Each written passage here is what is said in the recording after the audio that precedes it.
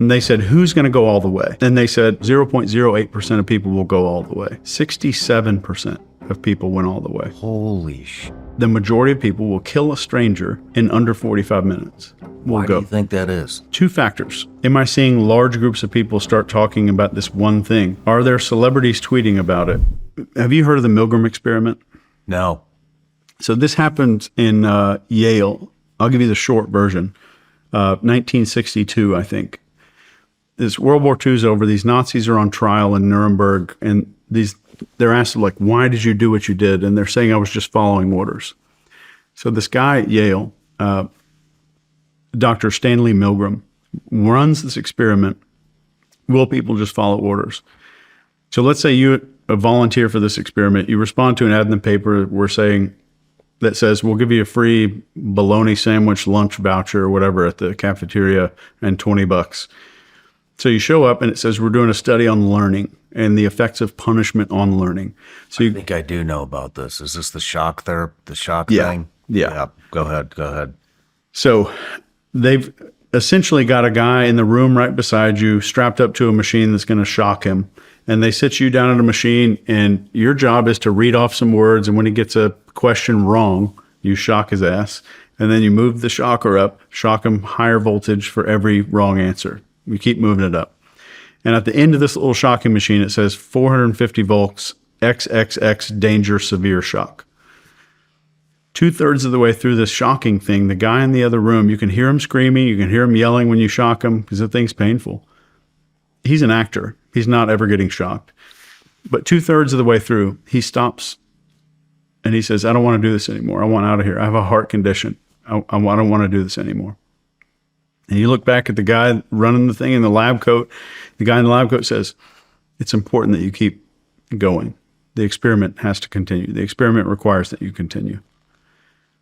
And, well, you keep going. And around like the 400, 350 volt mark, the guy in the other room stops making all sound and stops responding to questions. He's not even answering the questions anymore. And you turn around to the guy in the lab coat. The guy in the lab coat says, any non-answer must be treated as an incorrect answer. Please continue. Keep going. And then these people would get to the end, this 450 volts, and they'd shock him. Be like, well, that's it. We reached the end. The guy in the lab coat says, please continue until you've read all of the questions on the quiz. So this guy they think might be dead in the other room. They're just keeping going at this 450 volts in the other room. So before the experiment started, these psychologists, psychiatrists got together and formed a hypothesis. And they said, who's going to go all the way? And they said 0.8% or 0.08% of people will go all the way. 67% of people went all the way. Holy shit. And they redid the experiment. They said, oh, well, there's an inherent belief of safety because it's in a college. They've done it in apartment buildings and basements and office buildings with college-educated people, high school-educated people, all income levels. About 67% of people will go. Why do you think that is? It's two factors. It's number one, our inherent obedience to authority or perceived authority. Guy's in a lab coat. I'm at this thing. The guy's in charge. The guy's tall. Whatever it is.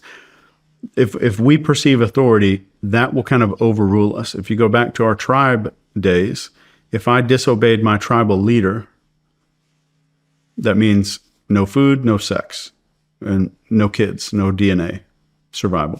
So that's a big deal. Second, and one that they didn't talk about, this is my theory, is novelty. So when something breaks from what we expect to happen, so like you've done a shitload of podcasts in here, but like if this wall started opening up and this was a garage door and you didn't know it until just now, you would freak out. No matter how much I kept talking, you would keep looking at that, right? Because it's brand new and it's unexpected. So when things happen that are new and unexpected, all of our focus is generated, which is the first part of the fate model. Anything new generates focus. So for our tribal ancestors, this is when they're walking past a bush every day, and one day there's a big stick that snaps behind that bush. All of their focus goes onto this unexpected new information. So in the Milgram experiment, This is a person responding to an ad they've never responded to, driving to a building they've never been in a situation they've never been in, meeting people they've never met, sitting in front of the shocking machine they've never seen before. Every single aspect of it was brand new, which maintained a ton of focus. So focus is, you can manufacture focus with novelty. Anything unexpected kind of breaks you out of your script and tells your brain to say, whoa, I'm not able to predict what's happening next. I need to pay attention.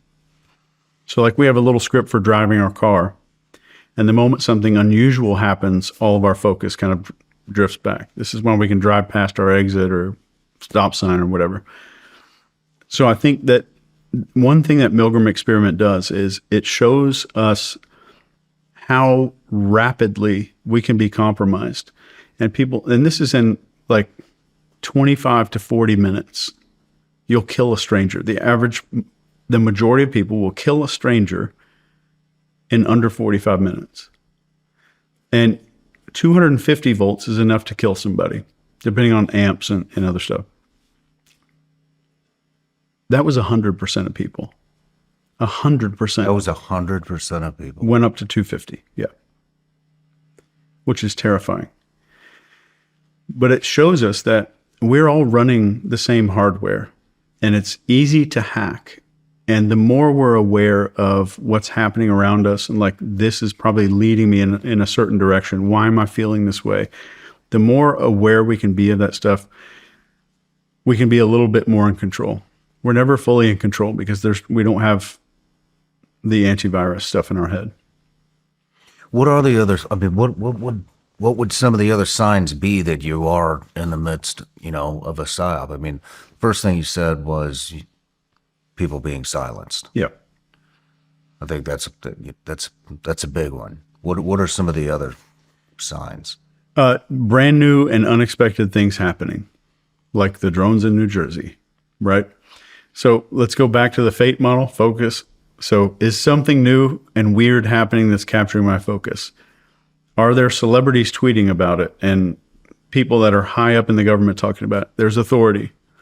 Am I seeing large groups of people start talking about this one thing? Or am I being made to think that a lot of people think a certain way? Mm-hmm. There's tribe. And then am I getting called to action and getting installed with this new identity that makes me feel intellectually or morally superior? And there's the emotion. So is that little fate model, is that being targeted somehow? And most of my income comes from jury selection and consulting on trials and stuff like that. And the one thing that I teach attorneys is, if you want to persuade an entire jury, the only thing that you've got to do is capture their focus, have more authority than the other attorney. Do you use Bitcoin? I do, and I've been interested in it for a while now. And honestly, it sounds way more complicated than it actually needs to be. And I think that's what keeps people from even trying to understand it. But the part that interests me is the utility. It's not just something people talk about online. You can send it, move it, hold it, and use it in different ways. That's why I like how Cash App approaches it. They make Bitcoin feel a lot more accessible without turning it into some complicated process. A lot of platforms treat Bitcoin like something you just hold. Cash App treats it like money. You can send it instantly with Lightning, pay at businesses that accept Bitcoin, or move it to your own wallet whenever you want. It's flexible, whether you're using it, holding it, or both. And that's what stood out to me. Cash App keeps the experience simple, which matters if you're trying to understand Bitcoin without getting buried in a bunch of unnecessary friction. For a limited time, new customers can get $10 added to their balance. Just use code Sean10 when you sign up, and don't forget this part. Send at least $5 to a friend in the first 2 weeks. Terms apply. Cash App is a financial services platform, not a bank. Banking services provided by Cash App's bank partners. Bitcoin services provided by Block Inc. Roundups feature provided by Cash App, a Block Inc. brand. For additional information, see the Bitcoin disclosures at cash.app/legal/podcast. Foster a sense of tribalism and us versus them. And when you say the word us, you get the jury to think of you and them as one unit, and then get some kind of emotion in there during your closing arguments or during one of the depositions, and you'll win the case.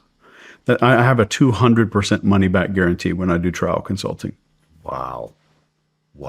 And it's easy to do if you just know how to trigger all those responses in the human brain. It's not hard to hack. How many people that are involved, how many people involved in a PSYOP do you think actually realize they're involved? So, you had mentioned, UAP encounter. Are there celebrities talking about it, tweeting about it, posting about it? Are there government officials talking about it, posting about it, tweeting about it, doing interviews about it?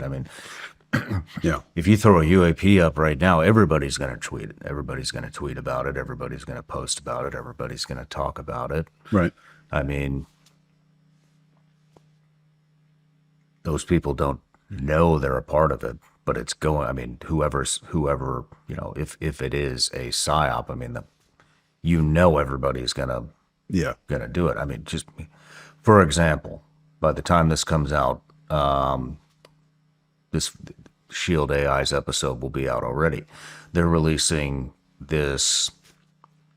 basically releasing the future of air warfare. They brought a model here. It was a really fucking big model. It was in the front yard. It looked like a damn UAP. It's not supposed to be out until 21st of October. They unveil it. I tell them, I'm like, hey, you might want to put a tarp over this thing because we're out in the boonies, and if anybody thinks this is a UAP, I'll make you go viral, but that's really gonna make you go fucking viral in the way that you don't want to be. Right. You know what I mean? And so that could have created, a frenzy of, oh, there's a UAP out in Middle Tennessee, da da da da. You see what I'm saying? And nobody would have, or I could have done that on purpose, and everybody that's posting about it, they would. Especially if you posted it, because that would trigger the authority, right? And then, because the tribe's going to be there because it's a weird thing. It'll generate a little bit of focus in tribe, but then you get involved and you say, yeah, I was there and I saw it. So now there's authority in there. The only thing missing is that emotion. Then we get into the tribalized part of everything. Like, Gotcha. I believe it. This guy doesn't. He's a plant. You know what I mean? So we see so many of those things that we get to a point of apathy at a certain time. So I can't remember who wrote the book, but it was called The Death of Outrage, to where we get exposed to so much content designed to inflame our mental state that outrage starts dying and going away. And that's the point we're at right now, that we need an extreme amount of novelty in order to spike that wave. It's got to be higher than normal because there's so much novelty and bizarre shit that people are exposed to on a regular basis that the spike has to go higher. So look for the high spikes is the biggest thing to really look for. No matter where you're watching the Sean Ryan Show from, if you get anything out of this at all, anything, please like, comment, and subscribe. And most importantly, share this everywhere you possibly can. And if you're feeling extra generous, head to Apple Podcasts and Spotify and leave us a review.